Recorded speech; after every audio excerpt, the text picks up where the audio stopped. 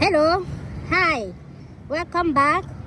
So, Ifunanya's uncle made a post saying, I woke up this morning with a class from a friend from Port Harcourt, Nigeria, asking me to check Facebook and see what's on. I saw a post trending with half-truth and well-composed lies meant to refrain, castigate, and paint my whole family as murderers. The first blogger day, I said I want the whole world to hear. Peter Mokwa, that is Ifunanya's father, is my brother's name, from the same mother and the same father. The life of Peter Mokwa is one that does not have pleasant beginning. He married late, trying to meet up in life. He could get a good wife, suitable at the time, and everybody was asked to put eyes. My mother, a devout Catholic, found a girl who always comes to morning mass. Peter's marriage was like living with a beast, which later resulted to divorce. The first son born to Peter was 7 months when Peter came to the hospital. He asked, and they said 9 months.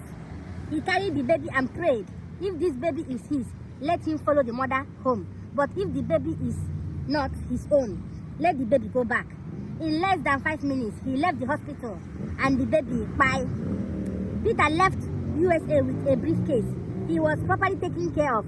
The problem Peter has is drinking. Most times, it was Joe that picked him up on the road. After drinking, he refused to eat. The daughter whom everyone is praising, that is Ifunanya, now came to the village without lifting her fingers once to clean his father up, which all she can do was calculate how much a plate of food cost and the reason why he couldn't eat more than twice.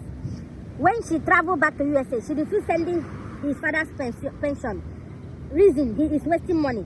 I wish to tell the whole world that this girl has refused to work since many years of graduation. She used her father's money to take a title from the village, used some money to bribe in-laws, use some money to bribe law enforcement agents to invade the family house, and branded everybody a kidnapper, a case she could not be able to prove. She told the world that stones and sands were outside the gate house, and at the same time said a new house is being built. Where on earth is the said stone and sand supposed to be? Like mother, like daughter. Peter removed her from handling his pension because of her wasteful spending. Peter's money goes into his account. The first thing she did was to rush and collected all his arms and checkbooks. The family you are blackmailing, you will one day turn back to as the earth remains. Stay tuned. So, this thing I read is the brother of Ifunanya's father. He called himself, what did he say his name is? So he came on Facebook to write this write-up, because sometimes it's always good to hear from the other side of the story, both sides of the story. But this thing this guy said didn't add up, because before everything happened, I already know that this is a case of family not being united. A man is fighting with the wife. The children are involved because the children don't know if they should side their mother or side their father.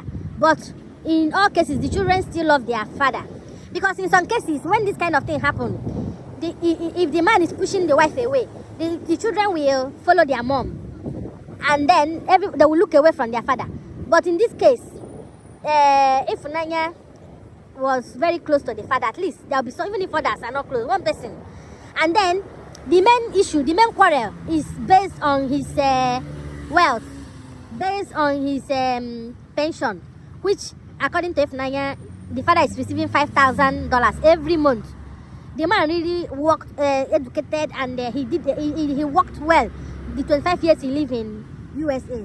Now he became sick. He just wanted to relocate, maybe because of the quarrel he's having with the wife. He's not happy where he was, and he decided, people that grew up in the village, he decided to go back there to go and chill.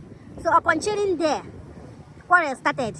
They accused the girl of spending the money or something like that, and the father took away the pension the girl was helping her to collect.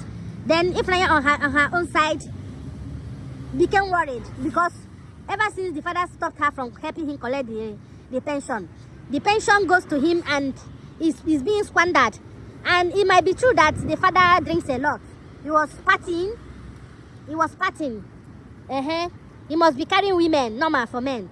And then he was living a rough life, which resulted in him being castigated by the family members. And then nobody knows why he became sick. Something must have made him become sick, maybe high BP or something, because it might develop a stroke, or they might have fed him something or cast juju on him, which made him incapacitated. Then they now bounced in and they started chopping the money, building houses. And then Ifunanya herself stopped hearing from him, which made her come down. So based on this story that this guy told, he said they found the wife. He didn't find the wife by himself. The mother found her as a church girl. That's Ifunanya's mother. And they got married. He took her to USA. Normal, if a man, sometimes some men, the way they treat their wife, then they'll still come out and say that they want their wife to be slave to them. Because mostly, all this problem, if a man treats the wife well, I don't see why they should be having issues. So the children were caught in between, but they still had love for the father. And the woman, upon everything, the mother, she still supported her daughter to go bring their father back and spent a lot of money. So this one that is coming out, it doesn't have any evidence. He says she was wasting money, she did that, she did this. So everything he's saying is just to tarnish her image and make Ifunanya appear as a bad person. And it might also be true that the sand they kept outside must be sand for building. They heap it outside the gate. Maybe the tipper could not enter inside the gate, so they decided to heap the sand. But they poured the sand. Instead of taking the sand inside the compound where they are building, they poured it outside, maybe so that the house will look as if nobody is inside, or something like that. I don't know. But in all those stories, glory be to God that Ifunanya was able to rescue the father. No matter what they say to tarnish her image, everybody have already known the truth, because thank God she was able to get evidence in this time of age. Once you have your phone, you grab whatever you can grab. We saw the condition the man was. He was not looking good at all. So if they were truly taking care of him, he was not supposed to be looking like that. And where these people are fools is that if they had maintained the man, at least they'll be getting something. If they had maintained, but they knew that when they stopped him communicating, they knew that he was sick, that once the family find out that he's sick, that they will come over. So they decided to block him from answering call, drop him. That man wouldn't have made it past this year if the daughter had not gone to rescue him. So, but as you can see, the girl, she's a very responsible girl, from her talking, from her way and everything, and she's very close to God. So why are they trying to tarnish her image? Is it because she's a girl? I just wish that the brothers also can join in the force, because if it had been boys, those people will not even have mouth to respond. But I think Ifunanya, maybe she's the eldest. The brothers are still young, but they are watching everything that is happening. So that is it. And then Ifunanya made the last post saying that now her father has started going to church. And if you see the latest picture, the man has emaciated. The man has regained his body. He has, I'm sure there was no blood in his body then in the village. He could stand, he could walk now.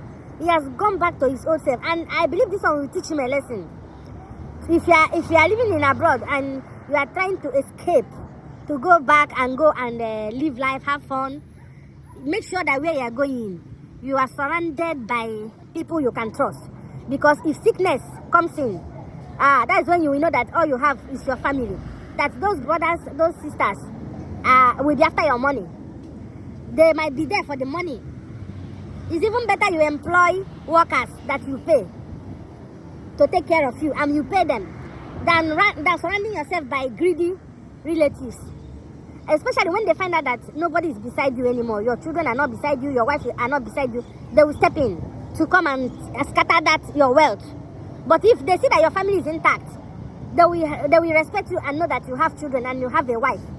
That is what some men don't understand. They always try to see their wife as a foreigner, as a stranger. And then, when the family find out that he doesn't value the wife because of syphilis, if he's having quarrel with his wife, do you think it's easy to live with a human being that you don't even know him, you didn't grow up with him? Then when you go and live with your brothers and your sisters, live with them and they will show you pepper.